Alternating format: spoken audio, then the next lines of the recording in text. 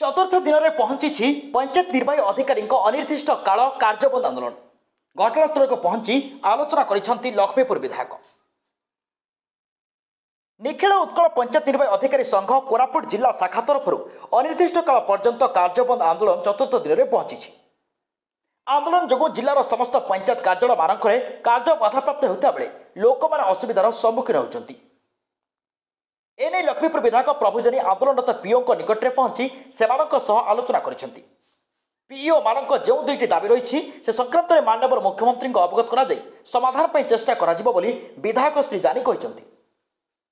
पंचायत निर्वाही अधिकारी पदवीर सर्वनिम्न योग्यता युक्त 2 रु युक्त 3 करने सहित दरमा हार लेवल 5 रु लेवल 9 को धार्य कर नूतन पदवी सृष्टि कर 10 वर्ष कार्य संपूर्ण कर पंचायत निर्वाही अधिकारी ग्राम पंचायत डेवलपमेंट ऑफिसर भाव अवस्थापित करने दाबी रही सूचना दी।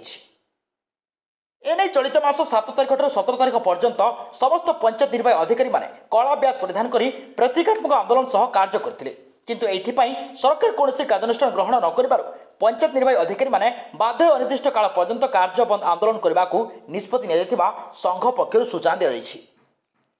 कोरापुट मदन मोहन साहू रिपोर्ट, संभव टीवी ओडिया।